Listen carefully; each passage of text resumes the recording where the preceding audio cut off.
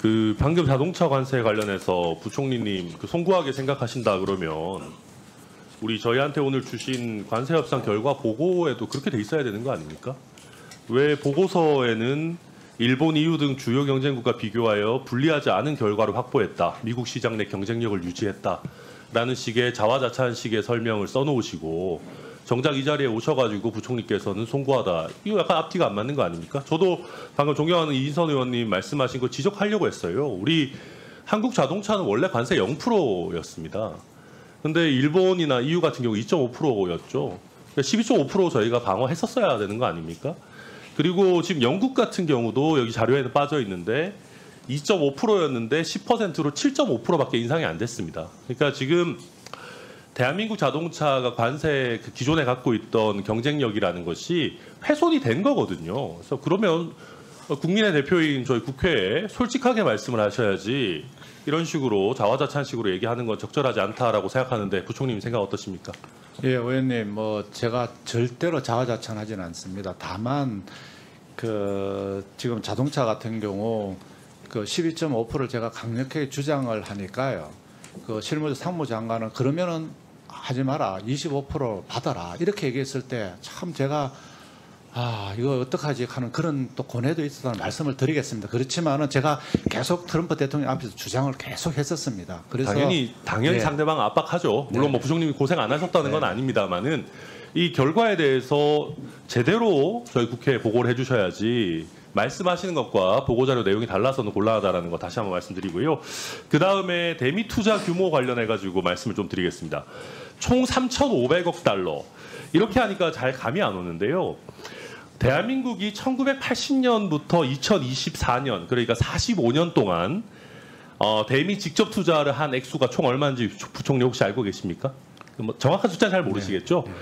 그게 2,453억 달러입니다.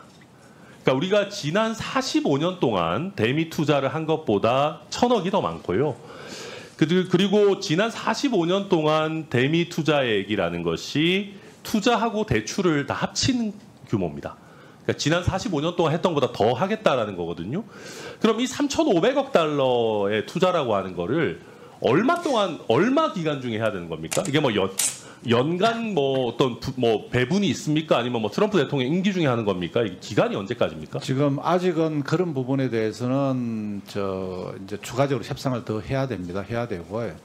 실질적으로 저희들이 봤을 때는 이게 구성이 세 가지로 됩니다. 네. 출자도 있고 대출도 있고 보증도 보증도 있습니다. 있고. 예, 세 가지로 구성이 돼가 있기 때문에 근데 아무리 그래도 네. 우리가 이제 어느 정도 대충 생각이 있을 거 아닙니까? 그쪽에서도 제가 예상하기에는 아무래도 트럼프 대통령 임기 중에 많은 부분 했으면 좋겠다라고 할 것 같은데 그런 대강의 타임라인도 짠 게 없습니까? 예, 저희들이 아직은 없고요. 없고 저희들이 생각해 봤을 때 예를 들어 조선소를 짓는다 했을 때 부지를 찾아야 되고 설계를 해야 되고 여기다가 톱박이를 해야 되고 걸리는 시간을 따라가지고 따졌을 자연스럽게 하겠다 때는 이런 취지인 겁니까? 예, 시간은 아마 좀 걸리지 않을까 저희들은 판단하지만은요. 이걸 또 굳이 또 대놓고 얘기하기는 또 어렵다는 말이죠. 그러면 투자, 대출, 보증 요 세 가지의 비중은 어느 정도입니까? 그 부분도 합의된 게 없습니다.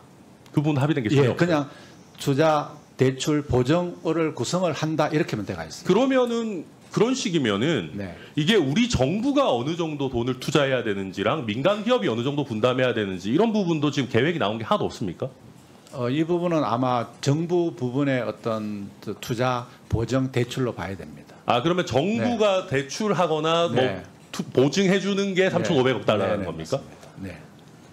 민간 기업 참여 없이 정부가 순수하게 보증하거나 대출하는 게 이 정도 네. 규모라고요? 네. 엄청난 규모 아닙니까?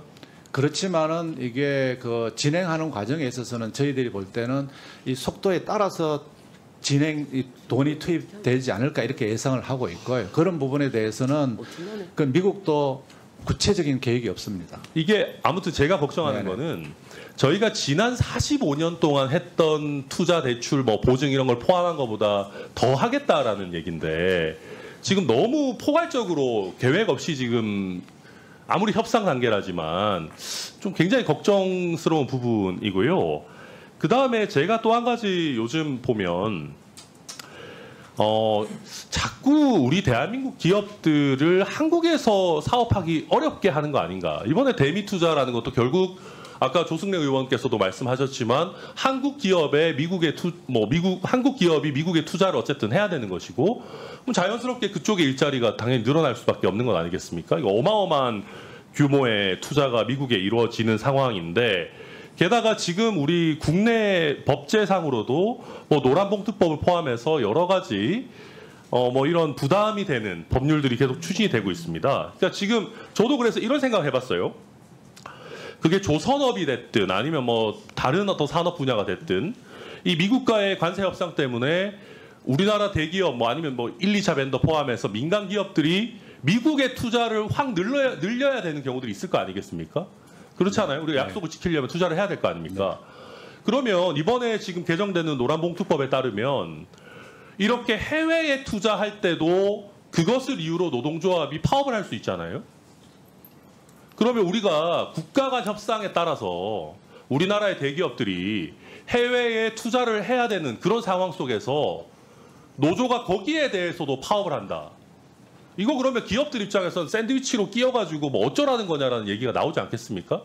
이런 상황, 지금 노란봉투법이 지금 통과를 목전에 두고 있는 상황 속에서 대책이 있으십니까?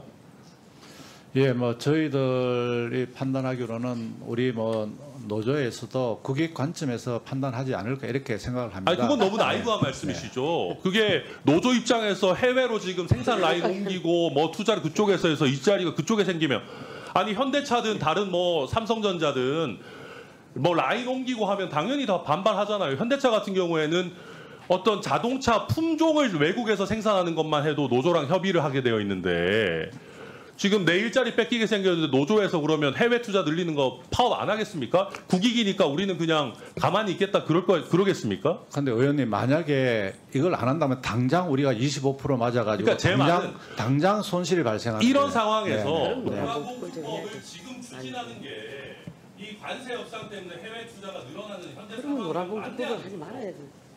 모순되는 거 아닙니까? 예, 뭐 노란봉투법에 대해서는 또 정부 내부에서 또 구체적인 매뉴얼도 만들고 이렇게 해서 대응하다고 저는 판단이 되고요. 답답하다. 지금 당장 의원님 말씀하신 대로 그걸 두려워해서 안 하면은 당장 우리 물건이 안 팔려서 당장 이렇게 피해가 온다는 점을 좀 예. 관세 협상은 해야 네네. 되는데 네. 이런 상황에서 어떤 경영상 판단, 해외 투자 이런 거에 대해서 파업을 할 수 있도록 문을 지금 열어주는 게 맞냐는 거죠. 제가 말씀드린 것처럼 그런 부분에 대해서는 아마 노조에서도 그 합리적인 생각을 하지 않을까 이렇게 생각을 하고 있습니다.